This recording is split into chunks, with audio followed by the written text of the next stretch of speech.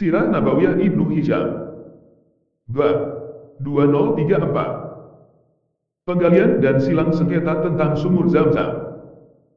Ibnu Ishaq berkata, tatkala Abdul Muthalib tertidur di Hijr, dalam mimpinya ia didatangi seseorang yang memerintahkannya menggali sumur Zam-Zam. Hal pertama kali yang dilakukan Abdul Muthalib adalah menggali sumur Zam-Zam.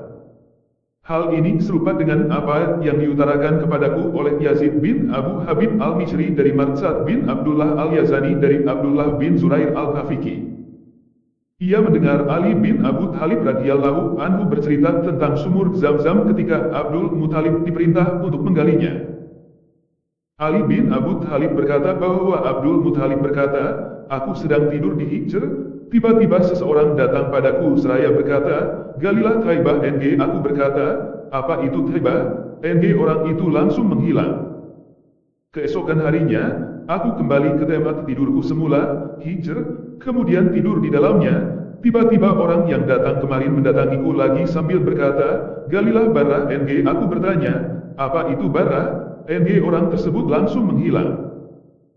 Esok harinya, aku kembali ke tempat tidurku semula, Hijr, kemudian tidur di dalamnya. Tiba-tiba orang yang kemarin datang lagi dan berkata, galilah Al-Madnunah NG. Aku bertanya, apa itu Al-Madnunah? NG. Orang tersebut langsung menghilang. Esok harinya, aku kembali ke tempat tidurku semula, Hijr, kemudian tidur di dalamnya. Tiba-tiba orang kemarin datang lagi kepadaku dan berkata, galilah Zam-Zam NG. Aku bertanya, apa itu Zam-Zam? NG. Orang tersebut berkata, air Zam-Zam tidak pernah habis, melimpah ruah, dan akan menjadi air minum bagi jamaah haji yang agung itu. Ia berada di antara kotoran dan darah, di sekitar tempat gagak-gagak bersayap putih berterbangan di dekat sarang semut NG. Ibnu Ishaq berkata, sesudah dijelaskan pada Abdul Muthalib, dan ditunjukkan padanya lokasi sumur Zam-Zam, dan mengetahui bahwa ia dipercaya, ia segera pergi mengambil cangkul dengan ditemani anaknya yang bernama Al-Harits. Pada saat ia baru memiliki seorang anak, yaitu Al-Harits, ia pun segera menggali lokasi tersebut. Saat melihat isinya, ia bertakbir. Orang-orang Quraisy pun mengerti bahwa Abdul Muthalib berhasil menggapai tujuannya, lalu mereka pun menemuinya dan berkata kepadanya, wahai Abdul Muthalib, sesungguhnya sumur tersebut adalah sumur nenek moyang kita, Ismail, dan kami mempunyai hak atas sumur tersebut. Oleh sebab itulah, libatkan kami bersamamu di dalamnya. Namun Abdul Muthalib berkata, tidak, sesungguhnya persoalan ini dikhususkan untukku dan bukan untuk kalian. Persoalan ini diberikan kepadaku di tengah-tengah kalian. Mereka berkata kepada Abdul Muthalib, berlakulah adillah kepada kami. Sungguh kami tidak akan pernah membiarkanmu dan akan melawanmu dalam masalah ini. Abdul Muthalib berkata, jika itu yang kalian mau, maka carilah orang yang kalian suka kemudian kita selesaikan perkara ini di hadapannya. Mereka berkata, kita pilih seorang dukun wanita Bani Sa'ad Udzaim. Abdul Muthalib berkata, ya, silakan saja. Dukun wanita yang mereka sebut itu tinggal di pinggiran kota Syam. Abdul Muthalib berangkat ke sana bersama dengan beberapa orang dari kabilah ayahnya, Bani Abdul Manaf, yang diikuti pula beberapa orang dari setiap kabilah Quraisy. Ali bin Abu Thalib berkata, saat itu lokasi-lokasi tersebut ada yang masih berbentuk padang Sahara yang tandus. Ketika melintasi salah satu padang Sahara yang tandus di antara Hijaz dan Syam, persediaan air Abdul Muthalib dan rombongannya habis. Mereka pun kehausan dan yakin akan mati akibat kehausan. Mereka meminta air kepada kabilah-kabilah Quraisy, namun kabilah-kabilah Quraisy menolak memberi air kepada mereka. Kabilah-kabilah Quraisy berkata, kita sedang berada di tengah padang Sahara yang kering kerontang dan kami juga khawatir akan mengalami apa yang sedang kalian alami. Ketika Abdul Muthalib mengetahui jawaban kabilah-kabilah Quraisy dan kekhawatiran mereka terhadap diri mereka, ia berkata, bagaimana menurut pendapat kalian? Mereka berkata, kami senantiasa mengikuti pendapatmu. Maka perintahkan apa saja yang engkau inginkan kepada kami. Abdul Muthalib berkata, aku berpendapat bahwa hendaklah setiap orang dari kalian membuat galian untuk dirinya sesuai dengan kemampuan yang dimilikinya. Jika ada yang meninggal dunia, maka sahabat-sahabatnya mendorongnya ke dalam lubang galiannya, kemudian menguburnya, hingga tinggal tersisa satu orang di antara kita, karena kehilangan satu orang itu lebih ringan mudaratnya daripada kehilangan semua rombongan. Mereka berkata, apa yang engkau katakan ini adalah sebuah pendapat yang tepat. Lalu masing-masing orang menggali lubang untuk dirinya, dan menunggu datangnya kematian akibat dilanda kehausan. Abdul Muthalib berkata kepada sahabat-sahabatnya, "Demi Allah, sesungguhnya menjatuhkan diri kepada kematian dengan cara seperti ini, dan tidak berjalan di permukaan bumi, serta tidak berusaha untuk mencari karunia bagi diri sendiri benar-benar sebuah tindakan lemah. Semoga Allah memberi kita air di salah satu negeri. Pergilah kalian." Sahabat-sahabat Abdul Muthalib pun beranjak pergi sebagaimana diperintahkan oleh Abdul Muthalib. Setelah mereka berangkat dan kabilah-kabilah Quraisy menyaksikan apa yang mereka kerjakan, maka Abdul Muthalib berjalan menuju hewan tunggangannya. Ketika hewan tunggangannya berjalan, tiba-tiba dari telapak kaki hewan tunggangannya memancar air tawar. Abdul Muthalib mengumandangkan takbir yang kemudian diikuti para sahabatnya. Abdul Muthalib turun dari hewan tunggangannya, lalu bersama para sahabatnya meminum air tersebut, mengisi tempat air minum mereka sampai penuh. Barulah Abdul Muthalib memanggil kabilah-kabilah Quraisy dan berkata kepada mereka, "Marilah kita bersama-sama pergi ke air.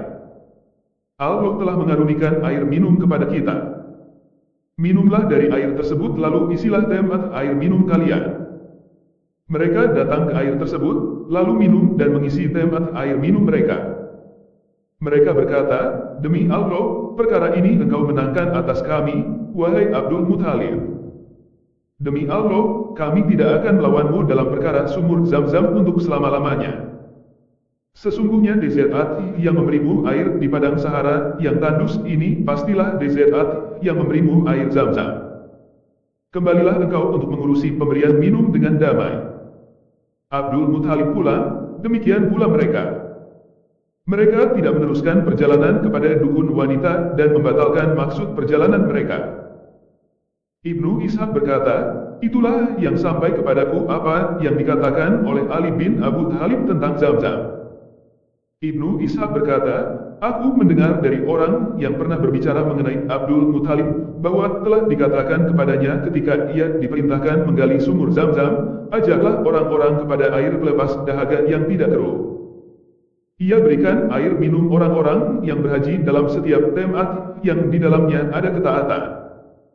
Tak perlulah kau risau untuk kehabisan." Mendengar ucapan seperti itu, Abdul Muthalib bergegas pergi menemui orang-orang Quraisy dan berkata kepada mereka, "Ketahuilah bahwa aku diperintahkan untuk menggali sumur Zam-Zam untuk kalian." Mereka berkata, "Apakah telah dijelaskan kepadamu di tempat mana sumur Zam-Zam tersebut berada?" Abdul Muthalib berkata, "Tidak." Mereka berkata, "Jika demikian, tidurlah engkau kembali sebagaimana engkau tidur sebelumnya dan bermimpi seperti itu, sebab ucapan tersebut berasal dari Allah, Dia pasti akan memberi penjelasan kepadamu. Jika ucapan tersebut berasal dari setan, ia tidak akan kembali kepadamu." Abdul Muthalib kembali ke tempat tidurnya semula.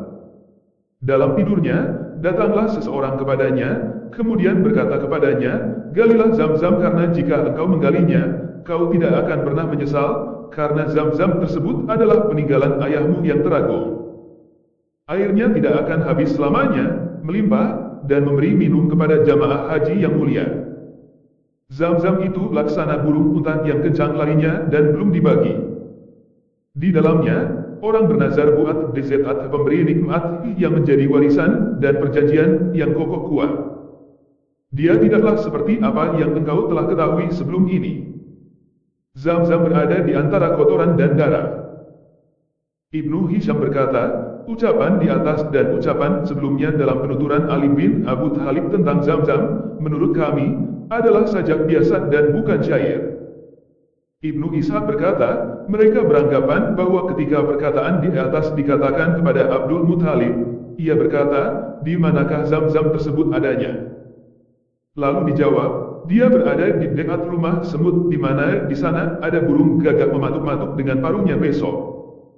Wallahu alam, di mana yang benar dari kisah di atas.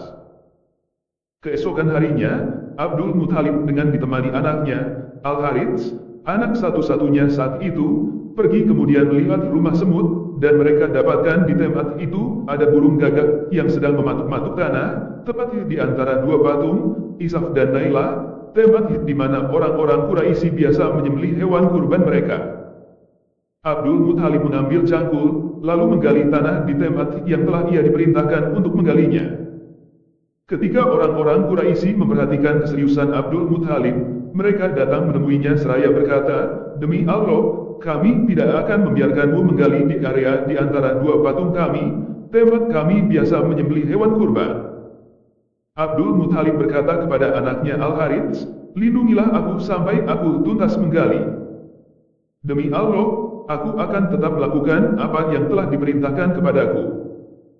Melihat Abdul Muthalib tidak menyerah, orang-orang Quraisy membiarkan Abdul Muthalib menggali, dan menahan diri daripadanya. Dalam waktu yang sangat singkat dalam menggali, Abdul Muthalib melihat isi sumur tersebut, kemudian bertakbir dan mengetahui bahwa ia benar-benar dipercaya. Begitu meneruskan penggalian, ia melihat dua patung rusa yang terbuat dari emas yang ditimbun oleh Jurhum di dalamnya saat mereka akan meninggalkan Mekah. Abdul Muthalib juga mendapatkan beberapa pedang dari Kal'ah dan baju besi. Orang-orang Quraisy berkata kepada Abdul Muthalib, "Wahai Al-Muthalib, sesungguhnya kami mempunyai hak yang sama denganmu untuk berbagi dalam urusan Zam-Zam ini." Abdul Muthalib berkata, "Tidak. Namun demikian, mari kita ambil keputusan yang adil antara aku dengan kalian. Kita selesaikan persoalan ini dengan kotak dadu dan diundi." Mereka berkata, "Apa yang akan engkau lakukan?" Abdul Muthalib berkata, "Aku membuat dua dadu untuk Ka'bah, dua dadu untukku, dan dua dadu untuk kalian. Barang siapa kedua dadunya keluar, ia mendapat bagian. Barang siapa kedua dadunya tidak keluar, ia tidak mendapat bagian sedikit pun." Mereka berkata, "Engkau telah bertindak adil." Kemudian Abdul Muthalib membuat dua buah dadu berwarna kuning untuk Ka'bah, dua dadu berwarna hitam untuk dirinya, dan dua dadu berwarna putih untuk orang-orang Quraisy. Setelah itu, mereka memberikannya kepada penjaga kotak dadu yang bertugas menyelenggarakan undian di samping patung Hubal. Hubal terletak di dalam Ka'bah dan merupakan patung terbesar mereka. Patung Hubal inilah yang dimaksud Abu Sufyan pada perang Uhud, "Bangkitlah wahai Hubal." Artinya menangkan agamamu. Abdul Muthalib berdiri sambil berdoa kepada Allah. Lalu penjaga kotak dadu mengadakan undian, dan keluarlah dua dadu berwarna kuning, yang berarti dua patung kijang dari emas menjadi milik Ka'bah, dan dua dadu berwarna hitam, yang berarti bahwa pedang dan baju besi menjadi milik Abdul Muthalib. Sedangkan dua dadu milik orang-orang Quraisy tidak muncul. Abdul Muthalib memasang pedang-pedang tersebut sebagai pintu Ka'bah, yang dihiasi dua patung kijang dari emas.